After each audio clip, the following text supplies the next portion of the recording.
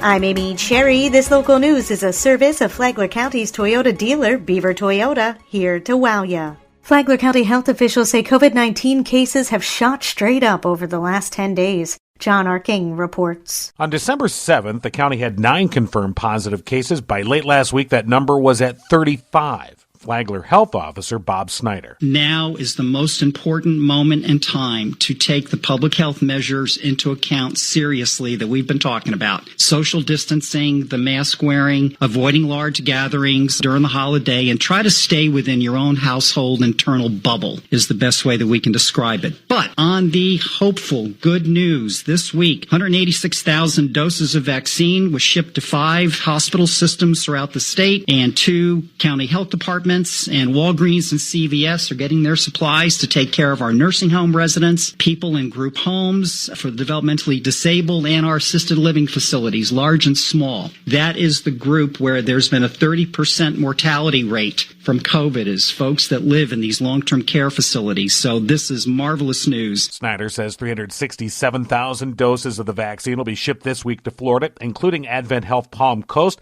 with the priority groups, long-term care residents, and frontline healthcare workers. After that, EMS paramedics, fire rescue, and other healthcare workers will be up. Gretchen Smith from the Flagler County Health Department. I think it's important, though, to tell people that we don't have doses here in Flagler County yet at our health department. And also, there is no magical list that exists that people can get on a waiting list. That's not happening either. As soon as we know, and as soon as we get notification that we are getting doses, we will let people know. We've had a lot of planning calls at this point for, how we are going to distribute vaccines once we get them, but we're still not sure what that date is yet. Snyder says vaccinations will start at the fairgrounds, but they'll go to 7 days a week at multiple locations once they have the supply for the general public. From the WNZF Newsroom, I'm John Arkin. A COVID vaccine is on the way, but there are still a lot of cases of COVID in local hospitals. So what are all those patients doing to the ICU staff, since the ICU is where many patients will end up? Carmen Bordeaux is the ICU director at Advent Health Palm Coast. She says that COVID is not only tough on patients and their families, it's tough on hospital staff as well. It has been a little trying for the medical staff, the nursing staff, and the staff in general to deal with some of these patients who are so extremely sick. Bordeaux said so far as patient care, the staff is well up to date on the latest COVID treatments. She said that the staff takes every precaution to keep themselves safe and healthy as they treat COVID patients. To listen to more of the interview with Carmen Bordeaux, download the Flagler radio app and go to the Free for All Friday podcast. Tomorrow, Carmen Bordeaux talks about COVID patients admitted to the hospital before they go to the ICU. From the WNZF Newsroom, I'm Rich Carroll.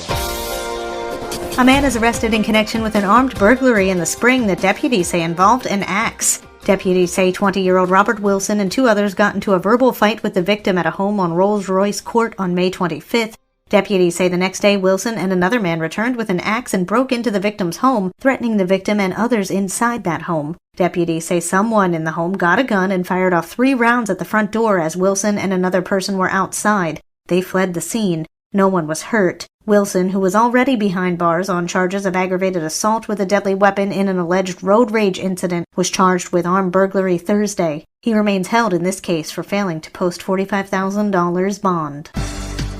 A new junior chamber in Palm Coast is working towards giving teens goals and a better reputation. Karen Johnson has the story. The Junior Chamber of Commerce is a growing group of 30 Flagler Palm Coast High School students who are actively seeking to better understand their future in the community in which they reside. By bringing together the values of determination, ambition, and understanding the importance of hard work, Greg Blase, newly appointed chamber president and CEO, says these kids are off to a great start. Really trying to prepare for the next stage of their life, whether that be college or entering the workforce. And, these kids took the initiative to create a group. It was originally called the Junior Job Opportunities Club. And what they wanted to do was really start a group external of the school system that they ran on their own time outside of school. The Palm Coast Flagler Regional Chamber has helped the Junior Chamber establish connections to other groups in Flagler County, such as the Flagler Tiger Bay Club, and even helped schedule a Zoom meeting with Palm Coast Mayor Melissa Holland, who explained the importance of being involved in the community, making their voices heard, and what to expect in the future as a working professional. The Junior Chamber meets at the Flagler County Youth Center, which is close to the FPC campus.